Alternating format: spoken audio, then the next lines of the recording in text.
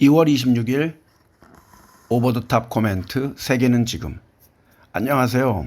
지난주도 다양한 뉴스들이 있었습니다. 특히 미국의 주식과 채권에 관한 내용들이 많이 있었으며 드디어 미국의 7개 거대 IT 기업 애플, 마이크로소프트, 알파벳, 아마존, 테슬라, 엔비디아, 메타 들의 랠리가 과거 거품과 유사하다는 뱅크 오브 아메리카의 경고가 나오기 시작했습니다.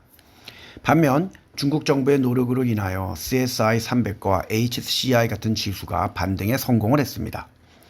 비만 치료제인 젯바운드를 제조하는 일라이 릴리가 최초로 1조 달러, 1331조 원 정도의 시가총액을 가진 제약사가 될 것이며 업계의 사람들은 7개의 거대 IT 기업에서 테슬라를 빼고 일라이 릴리를 집어넣자는 이야기도 하고 있습니다.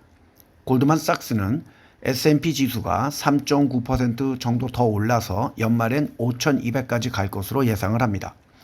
금요일엔 5,088에 끝이 났습니다.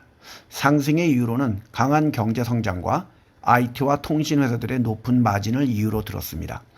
스위스의 UBS 또한 S&P 지수가 연말에는 5,400까지 갈 것으로 보았으며 페드가 6월부터 금리를 인하할 것으로 예상했습니다.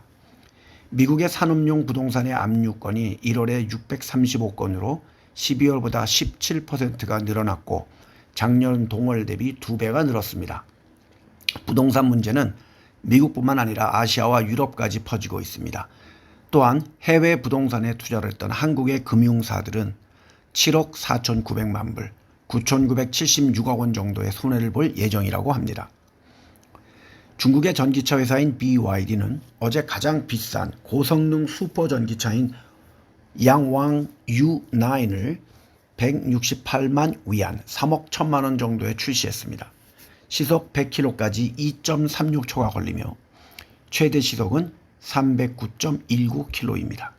반면 베트남의 빈페스트 전기차는 지난 분기에 1억 5,500만 불, 286억 3,900만 원 정도의 손실을 보았고 이런 부진한 매출로 인하여 주가 또한 빠졌습니다. 또 다른 한때 테슬라의 대항마라고 하던 전기차 회사인 리비안 또한 올해의 생산 목표를 8만 대에서 5만 7천 대로 줄였으며 인원까지 10% 감원을 한다고 발표했습니다. 포드 자동차도 1,400명을 해고한다고 발표를 했으며 생산량도 줄인다고 했습니다.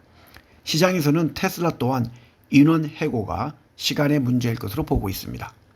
폭스바겐, 르노와 스텔란티스는 더 저렴한 전기차를 만들고 다가오는 위험에 대비하기 위하여 서로 제휴를 모색하고 있습니다. 엔비디아로 인하여 미국과 세계의 주식시장이 상승을 하고 있으며 투자가들은 미국의 국채를 매각하고 있으며 AI의 덕을 많이 보는 모습입니다. 페드는 갑작스러운 금리의 하락이 시장에 나쁜 영향을 미칠 것을 두려워하는 모습입니다. 엔비디아는 연초부터 지금까지 55% 이상 상승을 하고 있고 작년에도 239% 상승을 했습니다. 2023년 초에 엔비디아를 다 팔고 더 이상 홀딩을 하지 않고 있는 캐시우드의 ARK ETF는 올해 들어서 지금까지 8% 하락을 하고 있습니다. 이것은 운용자가 누구인지도 모르고 그에게 돈을 맡겨야 하는 펀드 투자의 단점을 보여주고 있습니다.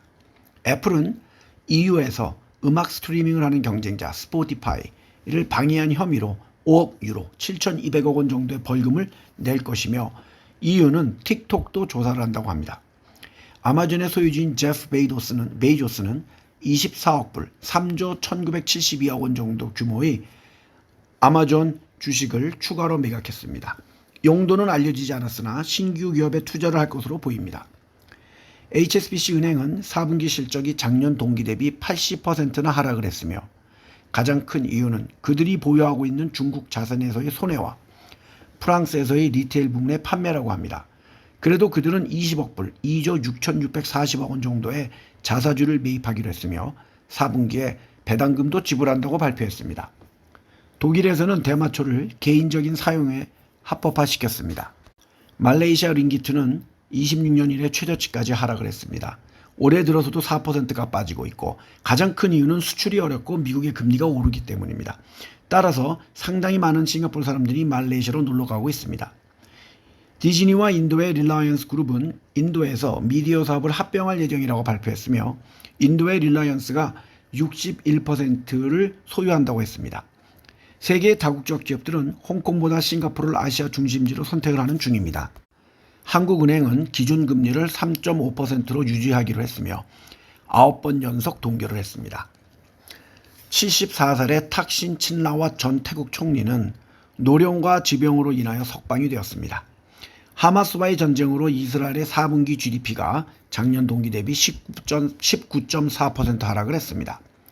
인도의 최대 기업인 타타그룹의 작년도 시가총액은 3,650억 불, 486조 4,355억 원 정도로 작년 파키스탄의 GDP 추산액인 3,406억 불보다도 많았습니다.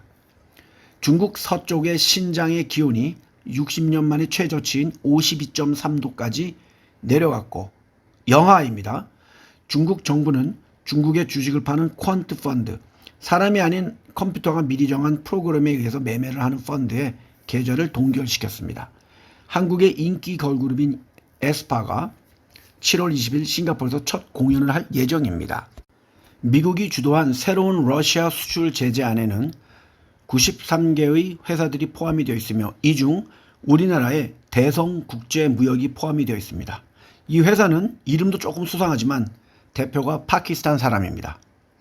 트럼프 전 대통령은 2011년부터 2017년까지 유엔 대표를 했고 사우스캐롤라이나 주지사를 했던 니키 헤일리의 고향인 사우스캐롤라이나 주에서의 경선에서도 니키 헤일리를 이기면서 공화당의 후보 지명에 더 가까워졌으며 헤일리의 경선 탈퇴 압력이 커지고 있습니다. 즐거운 한 주가 되시길 바랍니다. 감사합니다.